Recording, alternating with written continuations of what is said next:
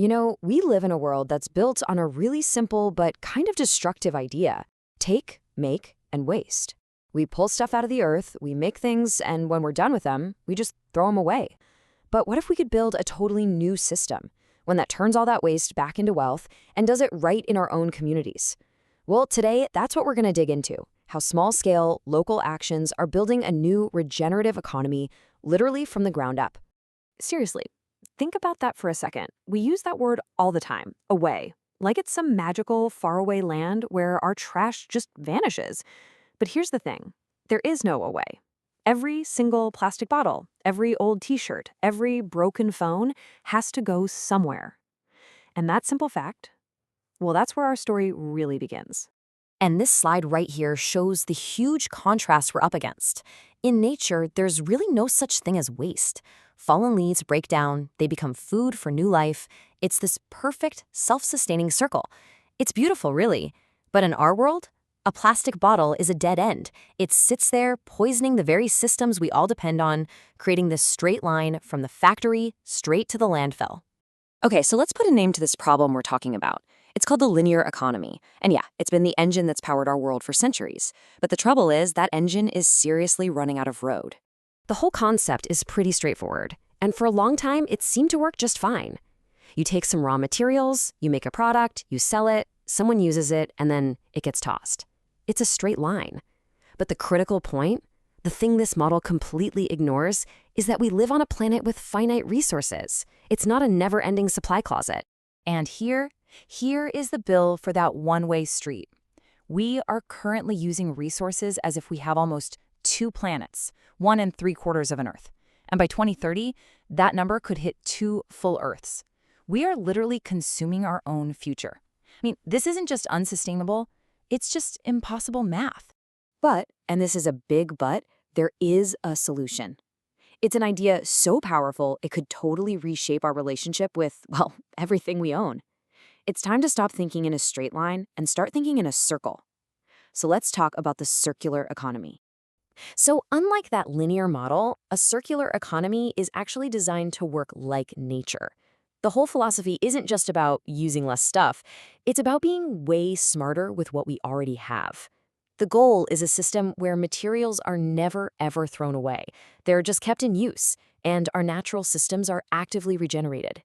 Now, what's so cool about this is how simple and powerful these principles are. First, you just design waste out of the system right from the start. Second, you keep things in use for as long as you possibly can, through repair, reuse, remanufacturing. And third, and this is the big one, you don't just protect nature, you actively work to make it healthier. Okay, so how does this actually work in the real world? It's all about 2 different loops. You've got the biological cycle, that's for things that can safely go back to the earth, like food scraps turning into compost. Then you have the technical cycle. That's for everything else, our phones, our clothes, our cars. And here, the goal is to maintain, reuse, repair, and only as a very last resort, recycle the raw materials themselves. But you know what?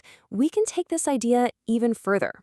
Being circular is fantastic, don't get me wrong. But what if we could move beyond just closing the loops and aim for something even more ambitious? What if we could actually do more good instead of just settling for doing less bad? This is the question that really pushes us from thinking just circularly to thinking in a truly regenerative way. For decades, the whole goal of sustainability has been to reduce our negative impact, to have a smaller footprint.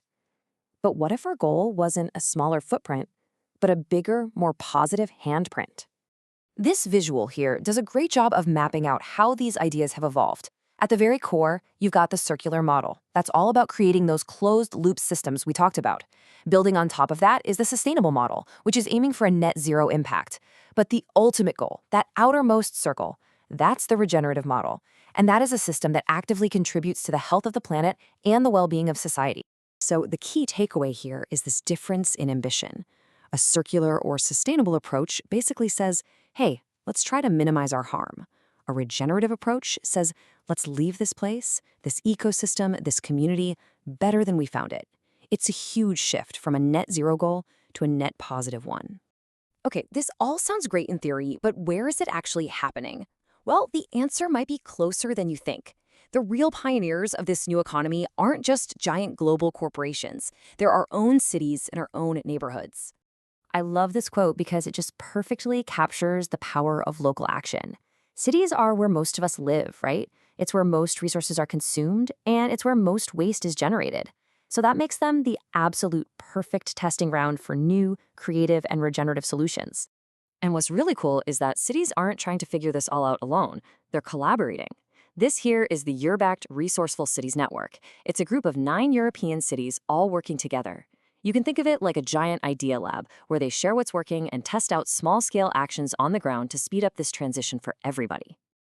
So let's dive into a real-world example to see what this looks like. We're going to head to The Hague in the Netherlands to see how one simple local idea can have a really powerful, multi-layered impact. So get this, the city ran these workshops teaching residents circular interior design skills. Now, this wasn't just about making things look pretty. This was in a district with high unemployment, and they taught practical repair and refurbishment skills. 15 residents completely redesigned their own living rooms using secondhand materials. Think about that. This one action reduced waste, it taught valuable skills, and it built this incredible sense of community pride. And you can just hear the excitement from the project leader himself.